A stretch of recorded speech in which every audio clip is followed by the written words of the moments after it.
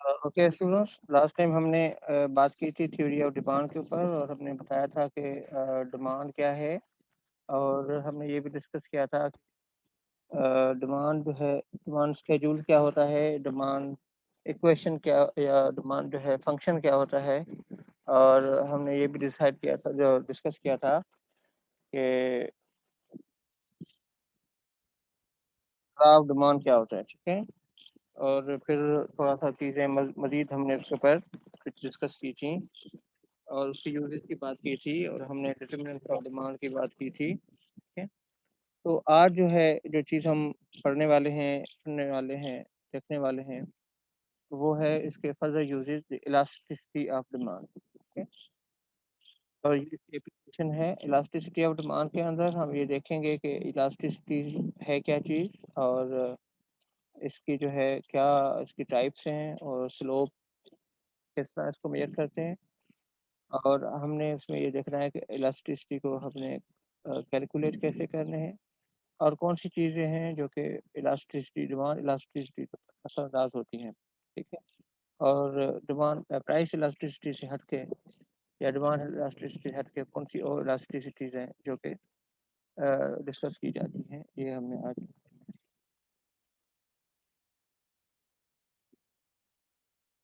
आ जाएं डेफिनेशन के ऊपर। डेफिनेशन इसकी ये है, इट इज़ जनरल कॉन्सेप्ट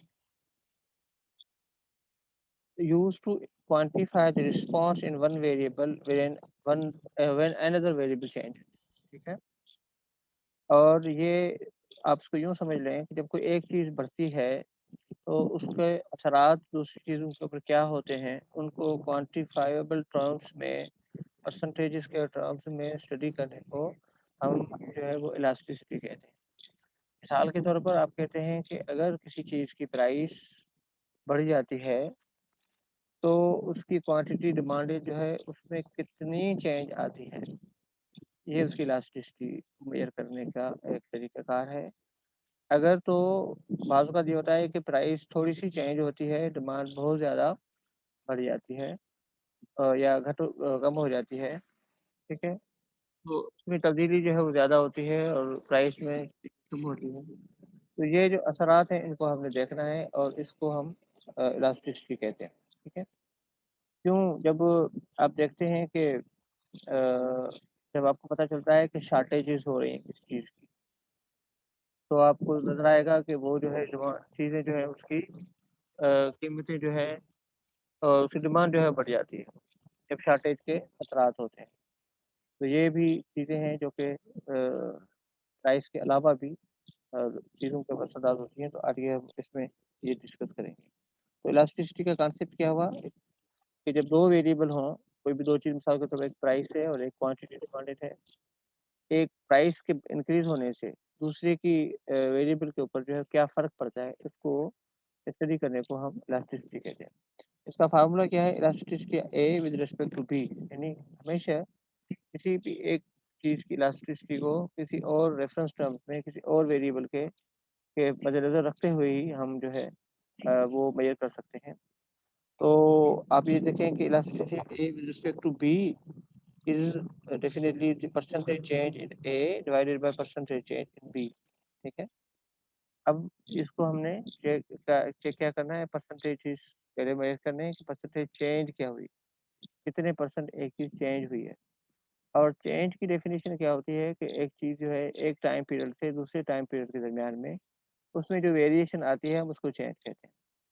मिसाल के तौर पर अगर सुबह के वक्त सोने की कीमत क्या थी गोल्ड की, और शाम के वक्त जो है गोल्ड की कीमत क्या है, या एक फर्स्ट तारीख को क्या थी और दूसरी को क्या है, तो ये थोड़ी सी चेंज है जो कि हम मेजर करना चाहते हैं। ठीक, तो हम चेंज करेंगे क्योंकि कोई ना कोई वेरिएशंस के दरमियान में आ रही हैं, उन वेरिएशन को हम चेक करते हैं।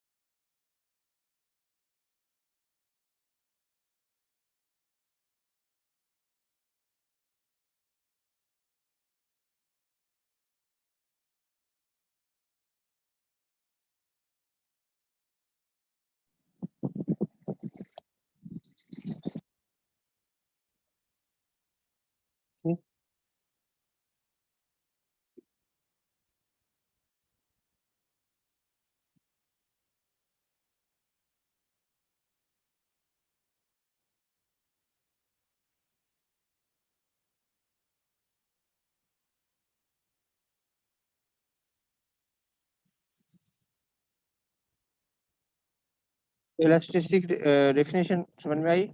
अब यहाँ पे हमने ये देखना है कि हम इसको स्लोप को और प्राइस इलास्टिसिटी, स्लोप को इलास्टिसिटी को मेजर कैसे करते हैं। ठीक है, मैंने आपको बताया था चेंज का। ठीक है, अब यहाँ पे अंदाजा लगाएं कि P1 जो है किसी एक टाइम पीरियड पे किसी की प्राइस थी, और P2 जो है चेंज होने के बाद दूसरी प्राइस आ गई।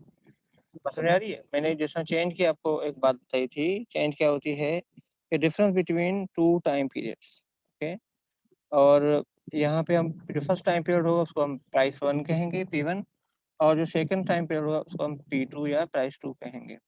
तो difference between the price 1 and price 2 will be a change in the price. ठीक है, तो जब प्राइस P1 जो था मिसाल के तौर पर, वो प्राइस जो 3 थी, और उसके ऊपर जो क्वांटिटी डिमांडेड है उसको भी Q1 कहेंगे, उसकी क्वांटिटी डिमांडेड थी 5। ठीक है, अब एक यानी कोई भी एक प्रोडक्ट है, उसकी जो प्राइस जो है वो 3 रुपये है, तो उसकी क्वांटिटी डिमांडेड कितनी होती है? 5। सही है।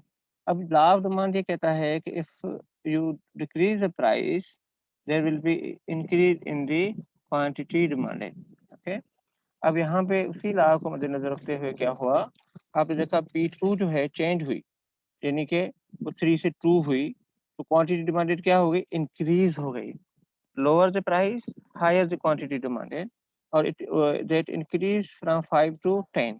ठीक है, अब यहाँ पे अगर आप देखें तो आपको क्या पता चलता है?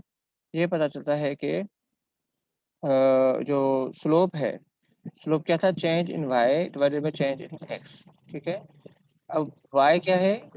P2 P1, और x क्या था? चेंज इन x, तो Q2 माइनस Q1। ठीक है, तो 2 से 3 और 10 से 5, तो आपने फार्मूला जो जवाब आया वो क्या था? 1.5, 1/5। सही है। अब ये क्या हुआ? प्राइस जो है वो क्या हुई? चेंज हुई। ठीक है, तो अब यहाँ पे सिर्फ स्लोप जो है, it is not just slope is not measurable thing. आप ये देख रहे हैं एक स्लोप बना हुआ है ना, स्लोप जो है it is not, it is something which good useful measure of the responsiveness. ठीक है, हम कहते हैं जी कि 5 से 10 हो गया। ठीक है, ये थोड़ा सा इस तरह स्लोप चेंज हुई है, नहीं, स्लोप जो है वो नहीं होता, मगर हमने इसको चेक करना होता है, क्या नाम है, उसको इलास्टिसिटी। ठीक है, क्योंकि changing the unit of measure from pounds to ounces changes the numerical value of the demand slope dramatically. Behaviour bias in two diagrams is identical. आप देखें यहाँ पे, अगर आप इन्हीं सेम चीज़ को यहाँ पे हमने क्वांटिटी को चेंज कर दिया। ठीक है, क्वांटिटी हमने जो है वो पहले पाउंड्स में हम मेजर कर रहे थे, और बाद में हम अगर उसको आउंसेस में मेजर करते हैं तो स्लोप सेम रहता है। ठीक है, अच्छा, नंबर चेंज हो जाते हैं, नंबर क्या हो जाते हैं? चेंज हो जाते हैं। स्लोप और स्लोप की जो शेप है तकरीबन सेम होती है। ठीक है, मगर फिर भी ये इतना यूजफुल मेजर नहीं है। तो यूजफुल मेजर क्या हुआ? यूजफुल मेजर जो है वो होती है इलास्टिसिटी मेजर करना, कि यूनिट चेंज देखना, बस इन टर्म्स ऑफ परसेंटेजेस कितना फर्क पड़ता है।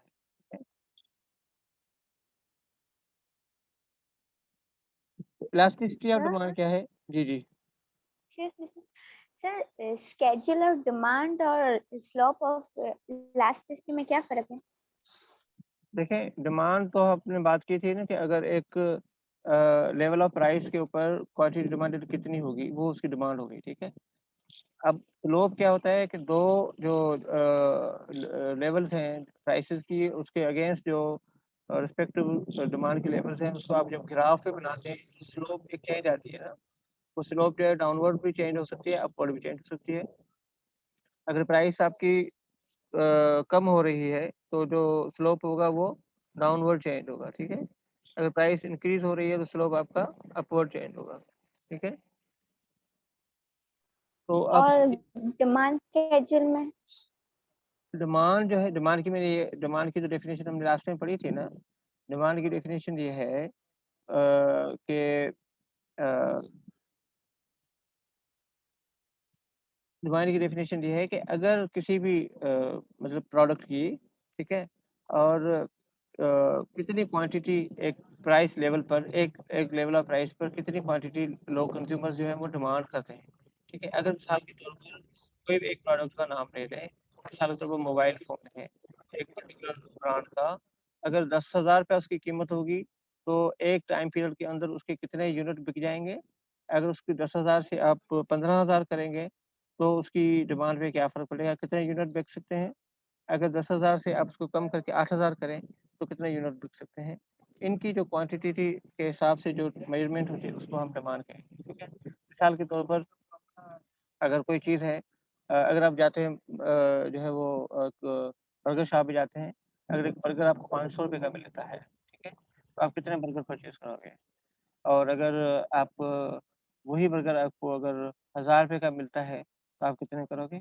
और अगर वही बर्गर 300 का मिलता है, चेंज होती है प्राइस, तो आप कितने जो है वो मतलब 2-3 बंदे जाते हैं, कितने आप परचेज़ करेंगे? ठीक है? हालाँकि इसके ऊपर हमने कहा था, बहुत सी और चीज़ें हैं जो कि असरअंदाज़ होती हैं, लोगों के इनकम, टेस्ट चेंज होते हैं, वो भी असरअंदाज़ होते हैं।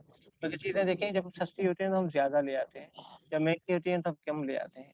ये जो चेंजेज़ हैं, ये प्राइस की वज़ह से होती हैं और वो प्राइस के पर्सपेक्टिव में हमने लोगों की डिमांड जो है वो चेंज होती है, ठीक है? अब प्राइस इलास्टिसिटी को हम किस तरह मेज़र करते हैं? स्लोप में मेज़र नहीं करते, हम उसको रेशियो में मेज़र करते हैं। Ratio of the percentage of change quantity demanded percentage change price and it actually measures the responsiveness of quantity demanded to changes in the price, ठीक है? प्राइस इलास्टिसिटी ऑफ डिमांड क्या हुआ? Percentage in quantity demanded divided by percentage in price. वो जो 2 से 3 से 2 था यहाँ पे, हमने हमने यहाँ पे परसेंटेज में नहीं चेक किया था, ठीक है? यहाँ से हमने किसमें चेंज किया था कि जो 3 से 2 आ गया। अब 3 से 2 आया ये कितना 5 से 10 कितना परसेंट है?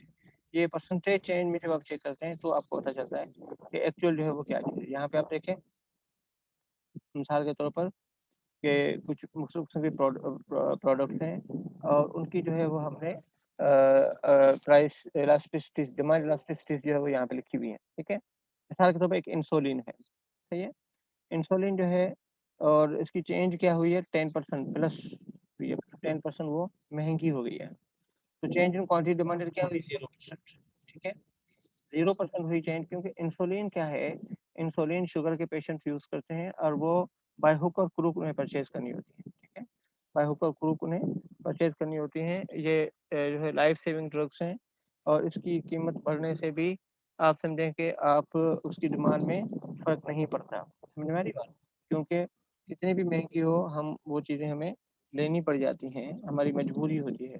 तो ऐसी प्रोडक्ट्स को हम जो है ऐसी ऐसी सिचुएशन में हम उस डिमांड को परफेक्टली इनइलास्टिक डिमांड कहते हैं। यानी वो बिल्कुल अगर प्राइस कितनी भी बढ़ जाए, तो उसकी क्वांटिटी डिमांड पे फ़र्क नहीं पड़ता। अब यहाँ पे एक और चीज़ है कि बेसिक टेलीफ़ोन सर्विसेज़ की जो है, अगर 10% चेंजेज़ कीमत बढ़ जाए, तो उसकी जो है वो डिमांड डिक्रीज़ होगी, मगर थोड़ी डिक्रीज़ होगी, ज़्यादा नहीं होगी। वो क्या अगर आप देखें, अगर आपके पैकेजेज़ महँगे होंगे, तो फिर आप क्या करेंगे? बातचीत कम कर देंगे। और आप उसकी ड्यूरेशन कम कर देंगे। ये नहीं करेंगे कि आप उसको बिल्कुल ही यूज़ ना करें, ठीक है? आप उसकी थोड़ी-सी कम तो इसको हम कहते हैं इनइलास्टिक चेंज यानी पर्सन चेंज जो है वो ज़्यादा है, जो रिस्पॉन्सिवनेस है वो कम है, ठीक है? इनइलास्टिक और बीफ में मिसाल के तौर पर अगर वो 10% बढ़ता है, तो 10% ही उसकी डिमांड कम होती है, तो हम कहते हैं यूनिटरी इलास्टिक यानी दोनों चीज़ें क्या हैं, इन टर्म्स ऑफ परसेंटेजेस बराबर हैं। और मिसाल के तौर पर केले हैं, बनानास हैं, तो अगर वो 10% की कीमत बढ़ जाती है, तो हम अब समझें कि उसकी क्वांटिटी डिमांड 30% डिक्रीज़ हो जाती है। तो इसका जो रेशियो बनेगा वो -3.0 बनेगा, ये इलास्टिक डिमांड है। क्योंकि जब आप केले या इस तरह का जो फ्रूट है, उसके सब्स्टिट्यूट्स बहुत ज़्यादा होते हैं। एक फ्रूट महँगा होता है, तो हम क्या करते हैं, हम दूसरे फ्रूट की तरफ चले जाते हैं, ठीक है? केले महँगे हैं, तो आप सेब ले लेते हैं, लीची ले लेते हैं, दूसरे सस्ता फ्रूट है वो ले लेते हैं, क्योंकि फ्रूट की ज़रूरत आपने पूरी करनी होती है। ये ऑप्शनल चीज़ें होती हैं। ठीक है? हम इसको मज़ीद थोड़ा-सा डिटेल में पढ़ते हैं।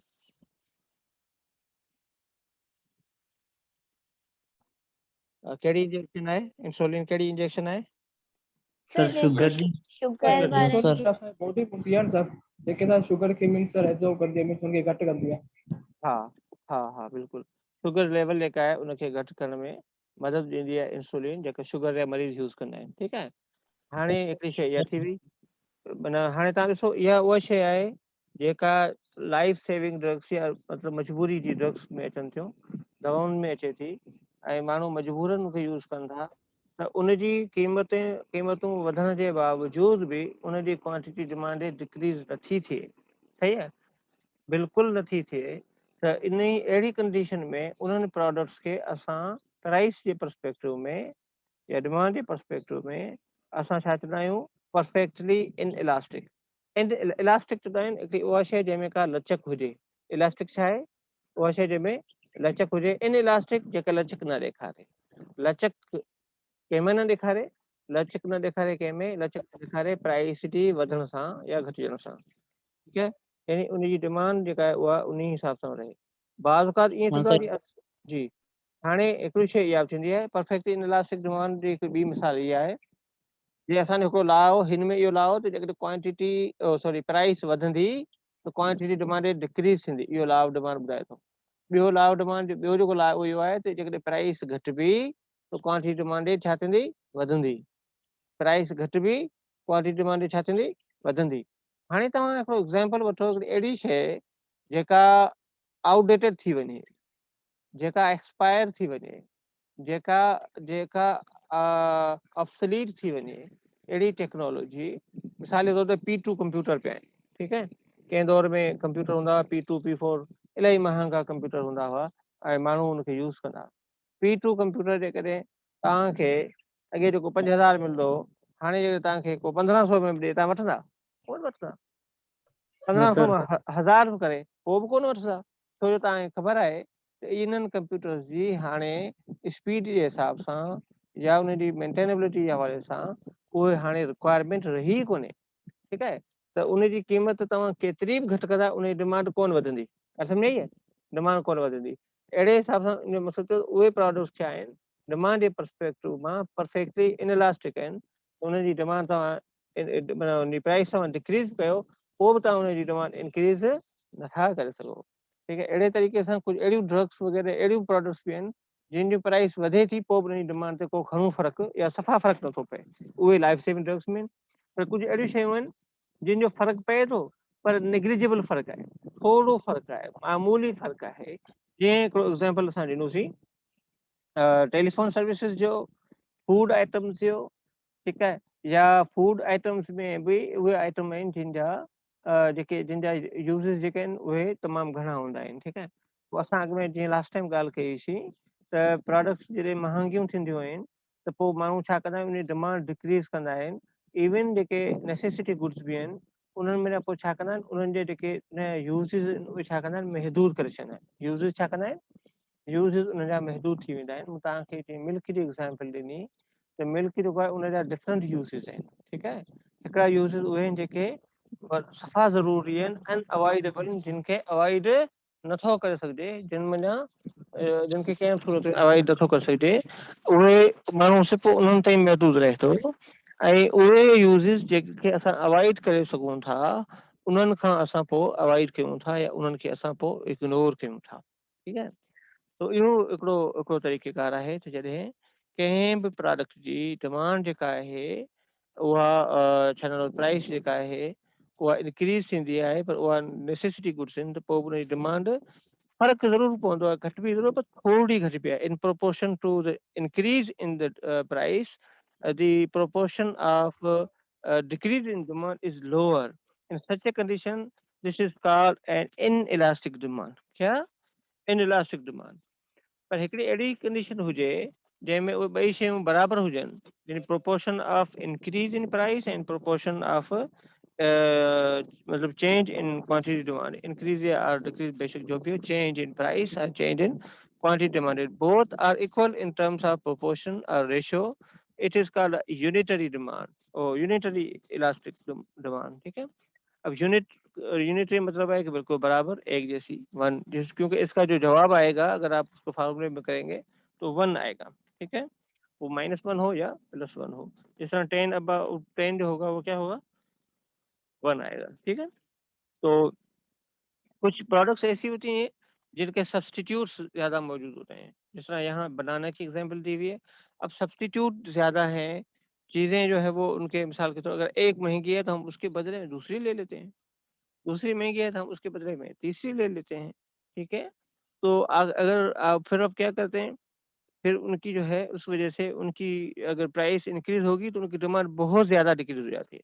डिमांड क्या होती है, बहुत ज़्यादा डिक्रीज हो जाती है, यानी कि जो रेशो है चेंज इन प्राइस का, उससे चेंज इन क्वांटिटी का रेशो इंक्रीज हो जाता है। ऐसी सूरत में उसको हम कहते हैं इलास्टिक डिमांड, यानी उसमें लचक ज़्यादा है, कुशन ज़्यादा है, बहुत ज़्यादा तब्दीली आती है। ठीक है, ये 4 मेजर जो है वो कंडीशंस है। यहाँ तक समझ में आ गई? सर एक क्वेश्चन है जी जी, पूछिए पूछिए। सर, जहाँ पे फॉर एग्जांपल हमारे यहाँ पे जो ज़्यादातर प्रोडक्ट चलते हैं होंडा 125 जैसे मोटरसाइकिल है ठीक सर, है, वो ये 2 साल पहले उसकी जो प्राइस थी वो तकरीबन तकरीबन 1,10,000 थी, ठीक है, और अभी अभी तकरीबन 1,70,000 1,65,000 है। ठीक है। बावजूद उसके जो पहले उसकी डिमांड थी उससे अभी उसकी डिमांड ज़्यादा है। सर ऐसी डिमांड को क्या कहेंगे हम? अच्छा, अब देखें, बुनियादी तौर पर अगर आप देखें तो कितनी डिमांड है ये अगर आप देखें, 1,10,000 पे उन्होंने कितने यूनिट बेचे और 1,70,000 पे उन्होंने कितने यूनिट बेचे, ये हमारे पास डेटा मौजूद नहीं है। ठीक है, डिमांड को मेजर करने के लिए हम कैसे डिमांड को मेजर कर सकते हैं, एक चीज़ ध्यान में रखिएगा कि अगर आपने हुंडा की मिसाल दी है तो यकीनन इनकी जो है वो प्राइसेस इंक्रीज होती हैं, उसके बावजूद इनकी किसी न किसी हद तक जो है वो डिमांड रहती है। मगर अगर हमारे पास जब तक एक्चुअल डेटा ना हो तो हम उसमें वो बात नहीं कर सकते। मगर यहाँ आपको एक चीज़ बताएं कि अगर आप देखें कि इनकी प्राइसेस में अगर अब देखें बहुत ज़्यादा तब्दीलियाँ नहीं आती, उसकी वजह क्या है, आजकल लोग जो हैं यहाँ पर शिफ्टिंग बिहेवियर बहुत ज़्यादा है कि इनकी जो सब्स्टिट्यूट प्रोडक्ट्स हैं वो ज़्यादा मौजूद हैं और वो निस्बतन सस्ती हैं। अब जो होंडा परचेज करने वाले लोग हैं, होंडा परचेज करने वाले लोग डिफरेंट हैं और उसकी जो प्रोडक्ट्स जो सब्स्टिट्यूट हैं वो लेने वाले डिफरेंट हैं। हम यहाँ पे आगे आगे बात करेंगे कि हमारे जो लॉज हैं वो कुछ और चीज़ें हैं जहाँ पे जो उनको उन लॉज के ऊपर सजा होती है। मिसाल के तौर पर लोगों की इनकम है और लोगों की प्रेफरेंसेस हैं। अब जो होंडा सीरी मोटरसाइकिल है, वो परचेज़ करने वाले ज़्यादातर लोग कौन होते हैं? अमीर लोग होते हैं, जिनके पास पैसा ज़्यादा होता है, या वो लोग जो कि क्वालिटी कॉन्शियस होते हैं, जो कि क्वालिटी को ज़्यादा प्रेफ़र करते हैं।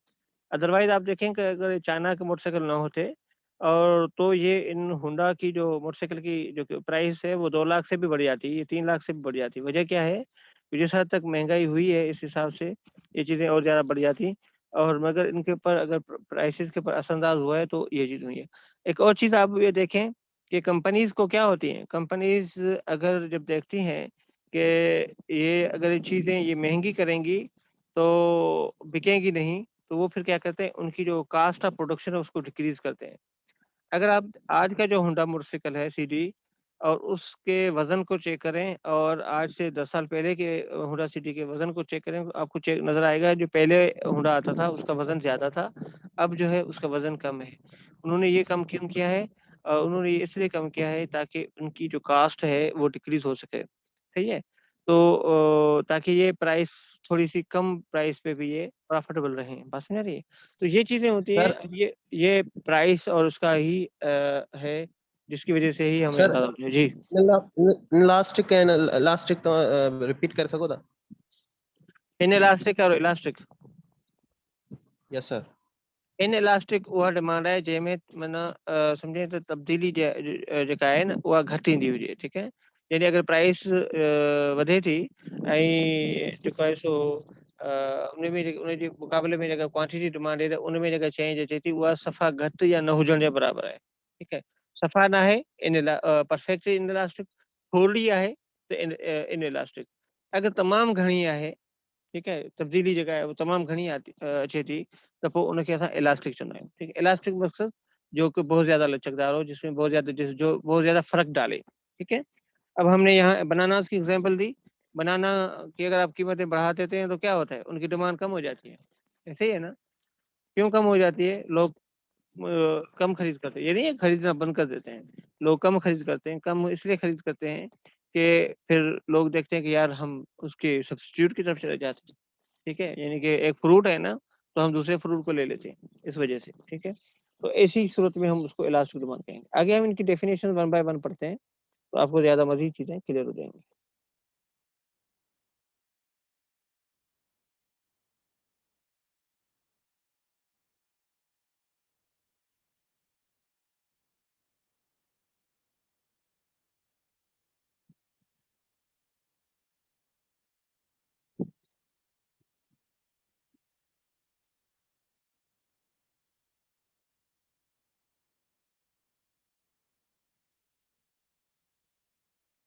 अब perfectly inelastic demand की डेफिनेशन क्या है? Demand in which quantity demanded does not respond at all to a change in price, ठीक है।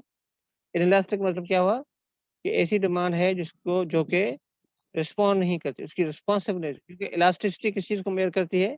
इलास्टिसिटी जो है क्वांटिटी डिमांडेड की रिस्पॉन्सिवनेस को मेजर करती है, ठीक है, डिमांड की रिस्पॉन्सिवनेस को मेजर करती है। और तो आप ये समझिए कि जो रिस्पॉन्स है वो क्या होता है डिमांड का, वो कम होता है, ठीक है, और या बिल्कुल नहीं होता, तो उसको हम कहते हैं परफेक्टली इनइलास्टिक डिमांड। और दूसरी जो हमने पढ़ी थी, अगर उसको हम परफेक्टली इनइलास्टिक डिमांड को हम यहाँ पे क्या नाम है ग्राफ में शो करेंगे तो क्या होगा? आप चेक कर रहे हैं, देख रहे हैं कि जो क्वांटिटी ऑफ इंसुलिन डिमांडेड है, ठीक है, it remains same, it remains same on different hypothetical prices, ठीक है। उसकी प्राइस जब कम थी, 1 थी, 2 थी, जो भी है, आगे बढ़ती रही है, मगर उसकी जो क्वांटिटी डिमांडेड है वो नहीं जो है वो तब्दील होती, क्योंकि लोग जो है उसको उसी तरीके से परचेज करते रहते हैं।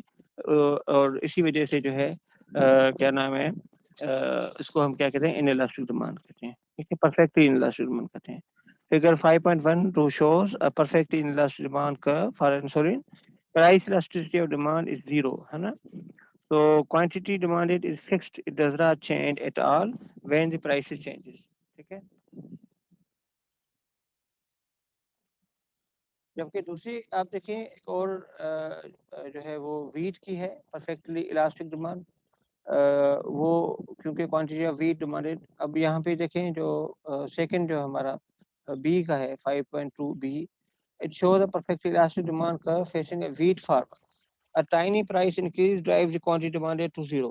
In essence, perfectly elastic demand implies that individual producers can sell all they want at the going market price but cannot charge a higher price, ठीक है। अब यहाँ पे ये है कि अगर आप देखें इलास्टिक डिमांड है, ठीक है, तो कोई भी प्राइस हो उसके ऊपर जो है लोग जो है उन्हें बेच देते हैं, चीज़ें जो है वो अपने पास रख नहीं पाते, ठीक है। अगर मिसाल के तौर पर वीट फार्मर्स की यहाँ पे बात हुई है, तो ऐसी सिचुएशंस जो है, कुछ सिचुएशंस ऐसी हैं कि जहाँ पे आपको नज़र आता है कि जो प्राइस में जो थोड़ी बहुत तब्दीली है वो क्वांटिटी डिमांड में बहुत ज़्यादा तब्दीली ले आती है, ठीक है। क्योंकि अगर आप देखें, अगर आप वीट के फार्मर हैं और आप चीज़ सेल करना चाहते हैं, आपकी जो है वो जो भी आपके पास वीट है बेचने के लिए आपने रखी हुई है, तो आपको अगर 1200 रुपये का मन आपसे ले रहे हैं और उससे 50 रुपये भी बढ़ते हैं तो भी आप सारी की सारी बेच देते हैं। गन्ना होता है, आप देख रहे हैं लोग जो है वो थोड़ा किस एक हद तक जो है उसको कर्टेल करके रखते हैं, अदरवाइज जो है वो उन्हें उसी सीज़न में वो फसल बेचना होता है, ठीक है। तो कुछ कंडीशंस ऐसी होती हैं जो कि इलास्टिक और उसमें वो करते हैं, मगर एक चीज़ ध्यान में रखें कि देयर इज़ ये कुछ हाइपोथेटिकल चीज़ें हैं ना, कंडीशंस हैं। बहुत ज़्यादा जो चीज़ें होती हैं अगर इकोनॉमिक्स के टर्म्स में, या तो वो इनइलास्टिक होती हैं या इलास्टिक होती हैं, परफेक्ट नहीं होती, ठीक है। परफेक्टली इनइलास्टिक या परफेक्टली इलास्टिक जो है वो बहुत कम होती है। मिसाल के तौर पर आप देखें कि इंसुलिन की हमने एग्जांपल दी, इंसुलिन की कीमतें जब बहुत ज़्यादा बढ़ जाएँ तो भी उतने ही लोग खरीदेंगे, नहीं खरीदेंगे, क्योंकि जब बहुत ज़्यादा चीज़ें महँगी होंगी तो जो गरीब लोग हैं उनकी अफोर्डेबिलिटी से चीज़ें ज़्यादा हो जाएँगी, तो वो डेफ़िनेटली उस परचेज़िंग के उस ग्रुप से निकल जाएँगे, उस परचेज़र्स के ग्रुप से निकल जाएँगे, क्योंकि वो फिर इनकम उनकी आड़े आ जाती है, ठीक है। तो यही वजह है कि बहुत सी ऐसी लाइफ सेविंग ड्रग्स हैं जो कि लोगों की एक्सेस से बाहर हैं, जो गरीब लोग हैं वो ऐसी चीज़ें अफोर्ड नहीं कर पाते, हालांकि उन्हें ज़रूरी होती हैं। बहुत से शुगर के पेशेंट्स ऐसे बैठे होते हैं जो इंसुलिन इस वजह से नहीं परचेज कर पाते कि उनकी इनकम उसकी इजाज़त नहीं देती, क्योंकि उसकी प्राइसेस ज़्यादा हैं। ठीक है, तो ये मतलब अगर आप देखेंगे 100% ये बात जो है वो सही नहीं होती कि अगर उसकी डिमांड जो है वो अगर जितने भी ये बढ़ाते जाएंगे डिमांड उसकी सेम रहेगी। थोड़ी सी ये एक सिंपली एक एग्जांपल हमें अंडरस्टैंड करने के लिए तो हम दे सकते हैं, वरना और अदर फैक्टर्स जो है वो उसके पास अंदाज होते हैं जिसमें इनकम वगैरह की चीजें आ जाती हैं। ठीक है, अब इन इलास्टिक डिमांड क्या है? Demand that respond somewhat but not a great deal to changes in price. ठीक है, inelastic demand always has a numerical value between 0 and -1। ठीक है, तो इन इलास्टिक डिमांड जो है वो क्या है कि रिस्पॉन्ड तो करती है मगर कम करती है, ज्यादा नहीं करती। जैसे हमने कहा कुछ चीजें ऐसी हैं जो नेसेसिटी गुड्स में आती हैं। पेट्रोल है, आप देख रहे हैं पेट्रोल महंगा होता है फिर भी आप अपनी गाड़ी में चलाते हो ना, तो फिर भी गाड़ी में आपको आपने खरीद करना है, आपने चलाना है। हाँ, सिर्फ ये होगा कि मैंने जिस तरह कहा उसकी अब यूजेस कम कर देंगे। मतलब अगर आप देखें अगर पेट्रोल सस्ता नहीं है, पेट्रोल महंगा है, तो आप गाड़ी में उस वक्त ट्रेवल करोगे जब बहुत ज़्यादा ज़रूरी हो। ठीक है, अगर सस्ता होगा तो फिर आप इधर उधर भी जब भी कोई छोटी मोटी ज़रूरत भी पड़ेगी ना भी होगी तो ऐसे घूमने फिरने लॉन्ग ड्राइव पे भी चले जाएंगे।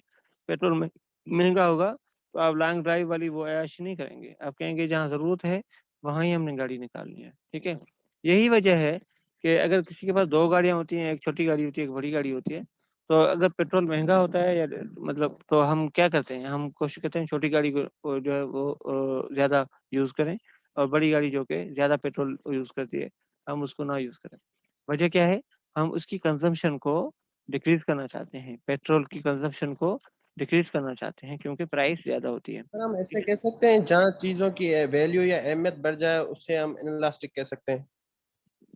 नहीं, वैल्यू टर्म जो है ना वो थोड़ा कुछ डिफरेंट है।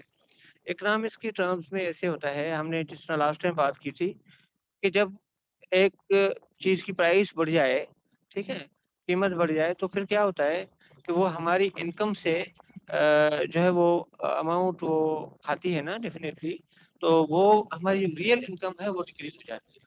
ठीक है, रियल इनकम का मुराद ये है कि हमारी जो परचेसिंग पावर है वो डिक्रीज हो जाती है। मिसाल के तौर पर मैंने एग्जांपल दी कि आपके पास 1 लाख रुपए है। क्या है? 1 लाख रुपए है। अगर आप 1 लाख रुपए में से चीजें आप परचेज करने जब लगते हैं, ठीक है, तो अगर चीजें महंगी हो जाती हैं तो क्या होगा? आपके पास जो रिमाइंडर अमाउंट है वो आपका कम हो जाता है। ठीक है, यानी आप अगर 1 लाख में जो चीजें आप 10,000 में लेना चाहते थे वो आपको 15,000 की मिल गई। सही है, तो आपके पास वैसे तो 90,000 बच जाने थे, अब आपके पास 85,000 बच गए। आपकी जो फर्दर परचेजिंग की जो पावर है वो क्या हो जाएगी? डिक्रीज हो जाएगी। तो फिर आप क्या करेंगे कि 10,000 ही आपने यूज करने हैं किसी प्रोडक्ट के लिए, तो आप उसकी क्वांटिटी कम कर देंगे। समझ में आ रही बात? मिसाल के तौर पर आप कपड़े लेने जाते हैं, आप कहते हैं जी कि मैंने बजटिंग की हुई है, मैंने 10,000 रुपए के कपड़े लेने हैं, और आपने सोचा कि 10,000 रुपए के मैंने 5 सूट लेने हैं, ठीक है, या 6 सूट लेने हैं। जब आप मार्केट में गए तो आपको सूट बहुत महंगे मिल रहे हैं। आपको अंदाजा था कि 2,000 का एक सूट मिलेगा तो मैं 5 सूट लेके आऊंगा। आप आगे गए हैं तो आपको सूट जो है वो 3,000 के मिल रहे हैं। अब अगर आप 3,000 के 5 सूट लेते हैं तो आपके तो 15,000 जाएंगे, आपकी बजट से आगे चले जाएंगे। ठीक है, तो फिर आप क्या करेंगे? आप कोशिश करेंगे 4 फुट ले लें। ठीक है, आप कोशिश करेंगे कि जो है वो थोड़ी-सी मतलब इस तरह बार्गेनिंग करें कि आप अपनी क्वांटिटी डिमांडेड को आप बार्गेनिंग या कोई और चीज़ नहीं कर सकते। आप उसकी कीमत को कम नहीं करा सकते, तो फिर आप क्या करेंगे? क्वांटिटी डिमांडेड को कम कर देंगे। पहले 5 लेना चाहते थे, अब आप 4 लेंगे, ताकि आपकी जो है ना क्या नाम है, जो रियल इनकम है उसके ऊपर इम्पैक्ट ना हो। फर्दर जो चीज़ें हैं उसके ऊपर इम्पैक्ट ना हो। सर सिचुएशन के हिसाब से करना पड़ेगा डील। ऐसे ही है, ऐसे ही। ठीक है? ओके, टाइप्स ऑफ इलास्टिसिटी में एक और जो इलास्टिसिटी की किस्म थी वो है यूनिटरी इलास्टिसिटी। ठीक है, a demand relationship in which the percentage change in quantity of product demanded is the same as the percentage change in price in absolute value. A demand elasticity of -1 or plus. Unitary elasticity क्या है कि जो चीज़ है उसकी कीमतें क्या है, मतलब है कि इन परसेंटेज टर्म्स जो हैं वो बराबर है। मिसाल के तौर पर अगर एक चीज़ जो है वो 10% प्राइस जो है इंक्रीज हुई है तो 10% ही डिमांड डिक्रीज हुई है, सही है। तो ये 10% डिवाइडेड बाय 10% क्या हो जाएगा, 1 हो जाएगा, सही है। तो ये 1 जो है आपके लिए क्या है, यूनिट है, एक सिंगल यूनिट हो गया, यूनिटी इलास्टिसिटी हम कहेंगे, क्योंकि जहाँ पे दोनों की जो रिस्पॉन्स है वो क्या है, बराबर है, इक्वल रिस्पॉन्स आ रहा है। अब जो इलास्टिक डिमांड है वो थोड़ी सा उसका चेंज है। Demand relationship in which the percentage change in quantity demanded is larger than the percentage change in price in absolute value. A demand elasticity with an absolute value greater than 1, ठीक है। अब यहाँ पे क्या है, elastic demand वो है कि जब चीज जो है उसकी कीमत क्या है, वो इंक्रीज हो जाती है, ठीक है।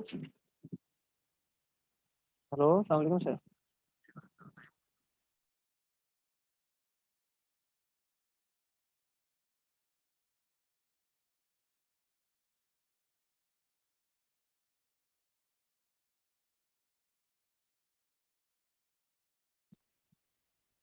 समझ में आई बता। इलास्टिक डिमांड क्या है, a demand relationship in which the percentage change in quantity demand is larger than percentage change in price in absolute value. अब यहाँ पे थोड़ी सी ना एग्जांपल अगर आप देखें, आप इसको थोड़ा सा मैकेनिज्म को थोड़ा सा समझने की कोशिश करें। अगर आप में से कोई है बंदा जिसका बिजनेस से कोई है जो है वो, सर मेरा है, मुझे आए सारे बिजनेस है तांजो सर एग्रीकल्चर फर्टिलाइजर। फर्टिलाइजर जो, ठीक है। अब जी हाँ। देखें फर्टिलाइजर जो है इसमें जो है वो अगर आप ये देखें, ये क्योंकि लोगों ने लेना होता है ना, ये निस्बतन जो है ये कोई ऐसा है कि आप उसको अवॉइड नहीं कर सकते, ठीक है। मगर एक चीज़ ध्यान में रखिएगा कि अगर फर्टिलाइज़र की कीमतें बढ़ जाती हैं तो लोग जो जहाँ पर 5 बोरी खाद की बोरी के लेके जाते थे, ठीक है, तो वहाँ पे वो क्या करेंगे, 3 लेंगे, 4 लेंगे, ठीक है। और अगर उन्हें लोन की फैसिलिटी नहीं है, अगर उन्हें कोई और चीज़ों की फैसिलिटी नहीं है, हम जब भी लॉस की बात करते हैं तो हम ऑल अदर थिंग्स को कांस्टेंट रखते हैं, ठीक है, keeping all other things constant. तो मिसाल के तौर पर हम कहते हैं बाकी कोई चीज़, सब बाकी सारी चीज़ें कांस्टेंट हैं, फिर प्राइस के हिसाब से क्या होगा, एक बंदे के पास है यार 10,000 रुपये कोई चीज़ को परचेज करने के लिए, तो उसमें से अगर चीज़ें जो है वो ज़्यादा हो जाएंगी, कीमतें बढ़ जाएंगी, तो वो क्या करेगा, क्वांटिटी कम कर देगा ना, क्वांटिटी डिमांड को कम कर देगा, ठीक है। तो ये होता है। अब यहाँ पे क्या है, वो फिर क्या होगा डेफिनेटली कि वो सिर्फ उस वक्त जो है वो खाद लगाएगा अपनी ज़मीनों को, अपने फसलों को, जब नीड होगी, और जब बहुत ज़्यादा नीड होगी, या जिन फसलों को जो है वो पहले से ज़रूरत नहीं पड़ी है, ठीक है। तो ये चीज़ें भी। और किसका बिजनेस है, इस वजह से हम कहेंगे कि इनकी जो डिमांड होती है ना निस्बतन इनइलास्टिक डिमांड होगी, क्योंकि ये ज़रूरी चीज़ तो है, ठीक है, ज़रूरी चीज़ है, मगर बहुत ज़्यादा, अब देखिए प्राइस कीमतें जो है अगर बढ़ जाएँ तो इसकी डिमांड में बहुत ज़्यादा फ़र्क नहीं पड़ेगा। अगर थोड़ा-सा पुराना डेटा को चेक करेंगे, मुख्तलिफ प्राइसेस के ऊपर आप कितनी बोरियाँ 1 महीने के अंदर आप निकालते थे, ठीक है? तो आपको अंदाज़ा हो जाएगा। थोड़ा-सा अगर आप ये ना नेक्स्ट टाइम थोड़ा-सा होमवर्क कर लीजिएगा कि पिछले 6 महीने का डेटा आप निकालें कि और या मुख्तलिफ प्राइस लेवल पे कितनी-कितनी जो है वो आपने बोरियाँ इस वक़्त तक बेची हैं, एक टाइम पीरियड में, तो आपको थोड़ा अंदाज़ा हो जाएगा, ठीक है, कि क्या तब्दीली आती है, क्या जो है वो चेंजेज़ आती हैं, ठीक है? और किसका बिज़नेस था?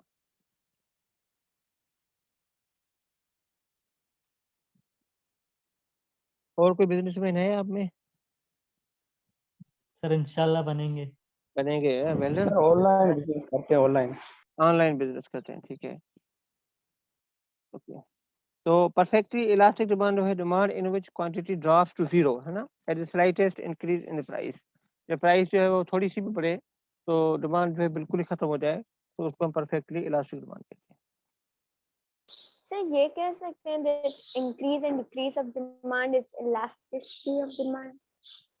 क्या कह रहे हैं आप? Increase and decrease of demand is elasticity of demand. Yes, increase and decrease of the demand with reference to the increase and decrease of the price. बात समझ आ रही है? Yes sir. दो वेरिएबल के दरमियान में एक रिलेशनशिप है ना, एक बढ़ता है दूसरा घटता है, एक घटता है दूसरा बढ़ता है, सही है। ये जो रिलेशनशिप है इसको हम इलास्टिसिटी कहते हैं, क्योंकि ये रिस्पॉन्सिवनेस है। अगर आप ये देखें कि अगर देखें आप मिसाल के तौर पर हमारे पास जो है यूनिवर्सिटी में इस वक्त जो है आपकी यूनिवर्सिटी में जो है वो जैसा 50 स्टूडेंट एडमिट हुए आपकी क्लास में, ठीक है। तो यहाँ जो एडमिशन्स हैं इसके ऊपर कौन सी चीज़ जो है वो असरअंदाज होती है? आप ये हम ये समझते हैं कि जो एडमिशन फीस है उसका रोल होता है, ठीक है। अगर एडमिशन फीस उन्होंने 15,000 रखी हुई है तो हमारे पास 50 स्टूडेंट आए। अगर ये इसी एडमिशन फीस को 15,000 से उठाकर 50,000 कर दें तो क्या ये फिर भी 50 स्टूडेंट ही आएंगे? No sir. कुछ ना कुछ ड्रॉप होंगे ना? बात समझ आ रही है? क्या होंगे? ड्रॉप होंगे। तो सारे के सारे स्टूडेंट शायद एडमिशन ना ले सकें। अगर 15,000 के बजाय वो जैसे ही प्राइस बढ़ेगी तो क्वांटिटी घट जाएगी। घट जाएगी, ये बात है ना, क्वांटिटी घट जाएगी। अब यहाँ पे एक चीज़ ये तो लॉ ऑफ डिमांड बताता है, मगर कितना परसेंट आप प्राइस को बढ़ाते हो और उसके मुकाबले में कितने परसेंट आपकी क्वांटिटी कम होती है, इस परसेंटेज टर्म्स में जब आप मेजर करते हैं तो उसको हम इलास्टिसिटी कहते हैं। समझ में आ रही बात? Yes sir. Yes sir. सही है। अब मिसाल के तौर पर मैंने कहा 15,000 के ऊपर 15,000 एडमिशन फीस के ऊपर 50 बच्चों ने एडमिशन लिया, ठीक है, एक मिसाल दी है। अब 15,000 को हमने 20,000 कर दिया, फीस कितनी कर दी? 20,000 कर दी, या हलो 15 को 30 कर दी, ठीक है। तो स्टूडेंट्स की तादाद कितनी हो जाएगी? कम। सर कम हो जाए 50 की जगह 45-40 40 हो जाएगी मिसाल के तौर पर, ठीक है। हालांकि 40 से भी कम हो सकती है, मगर चलें हम 40 कर लें। तो अब देखें 50 यस से सर। 40 आना, ठीक है, 50 से 40 आ गई तो ये एक अलग से परसेंटेज उसका बनेगा। और जो है क्या नाम है, जब वो एक 15 से 30 हो गई तो उसका अलग परसेंटेज बनेगा। तो फिर इसको जब आप करेंगे फार्मूला में पुट करके डिवाइड करेंगे तो आपके पास जो है वो नंबर आ जाएगा। वो नंबर आपका क्या है, 0 से 1 तक आएगा, ठीक है। तो आप ये देखेंगे कि वो कितना है। अगर 1 है या 1 से ज़्यादा, 1 है तो यूनिटरी है, और 1 से कम है तो हम कहेंगे जी कि ये इनइलास्टिक है, और 1 से ज़्यादा है तो हम कहेंगे इलास्टिक है, ठीक है। ऊपर देखिए आपने फार्मूले, है। Yes sir. ठीक है।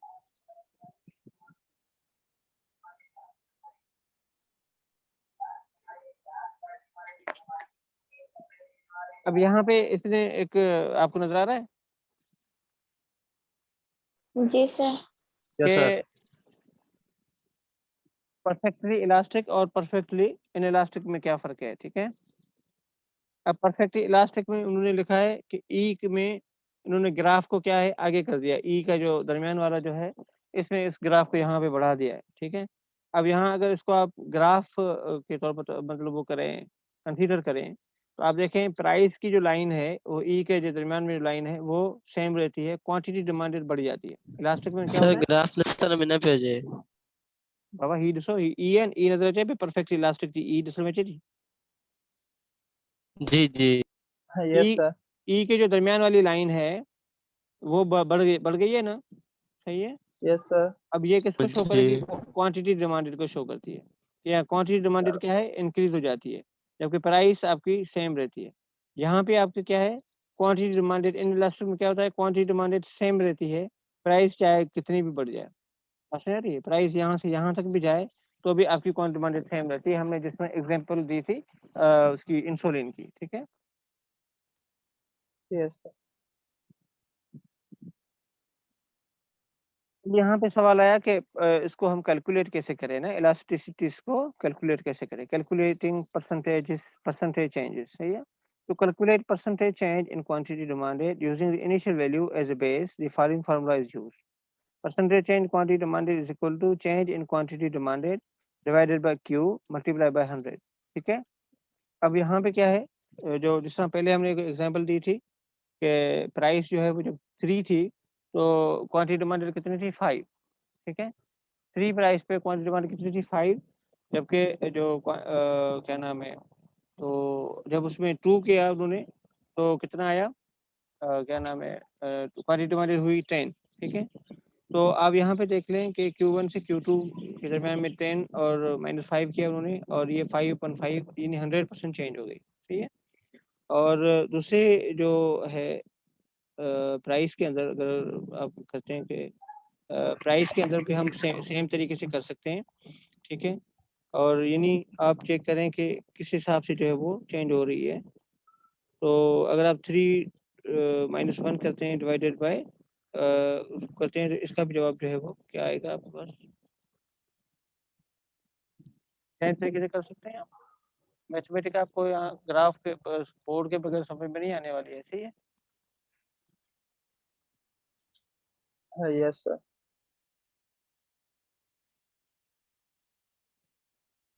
सर ये पहले वाली भी स्लाइड आपने शेयर नहीं की, ये भी कर देना सर, आज दोनों कर देना कि हम ये सर पहले वाली घर पे स्लाइड पढ़ मैंने शेयर तो कर दी थी, मेरा ख्याल है नहीं की थी। नहीं की थी शायद है, ग्रुप में तो नहीं आई। चले मैं कर दीजिए सर। कर दी थी ना, चले मैं दोबारा कर दूंगा।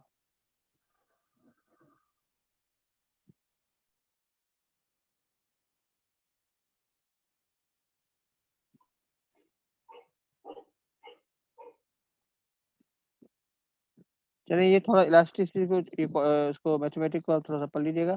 अब हम इसके आते हैं इसको जी कि रेवेन्यू के हिसाब से हम कैसे चेंज करते हैं, ठीक है। इसके बुनियादी तौर पर यूजेस क्या हैं, ठीक है, मार्केट में हम कैसे यूज करते हैं। देखें जब भी आप टोटल रेवेन्यू मेजर करते हैं तो हमने लास्ट टाइम भी बात की थी कि रेवेन्यू को हम करते हैं प्राइस मल्टीप्लाई की क्वांटिटी से।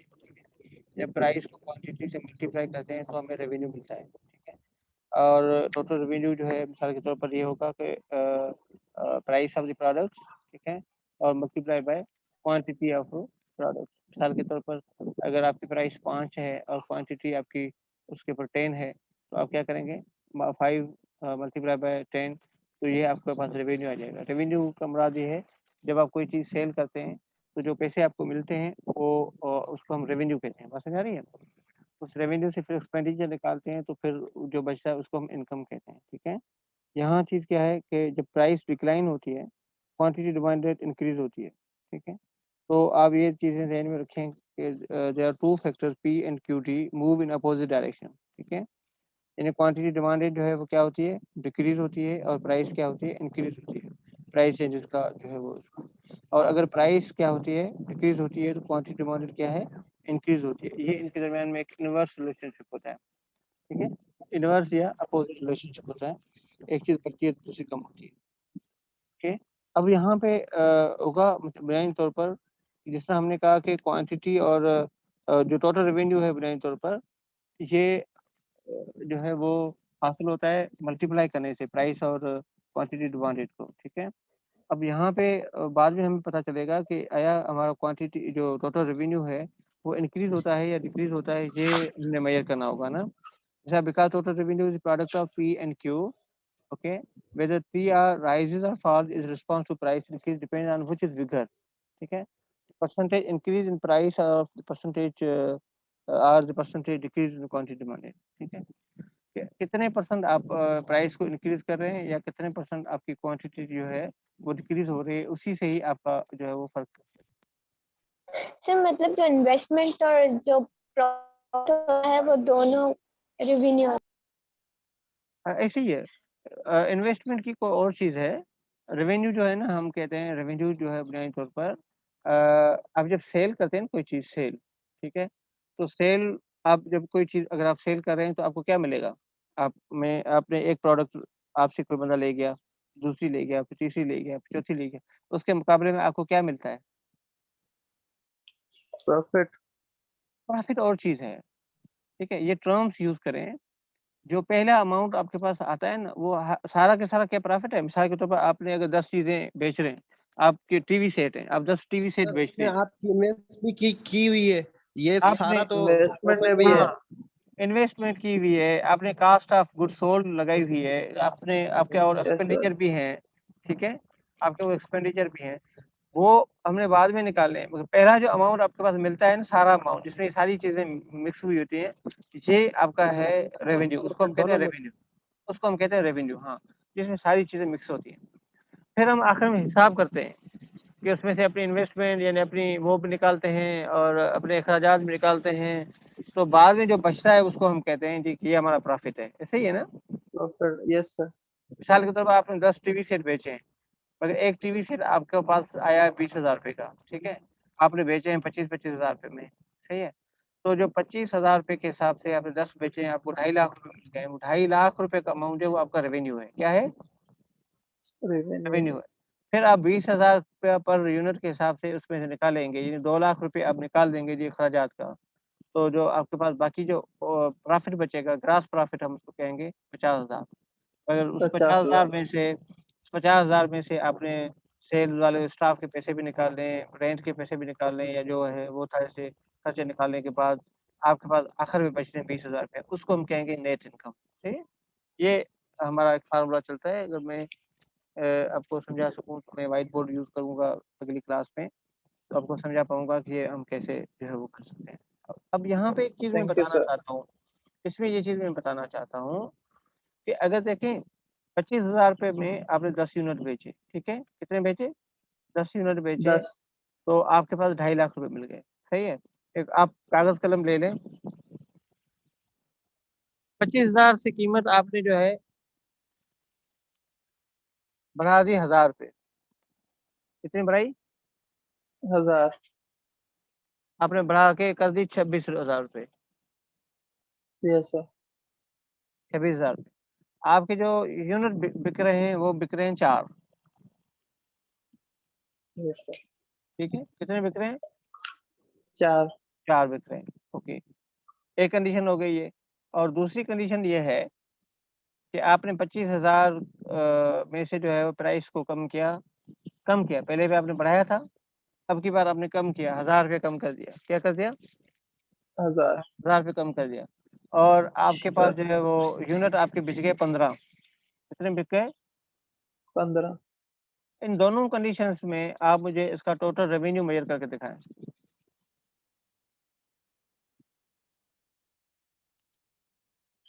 हाँ अच्छा सर। करें।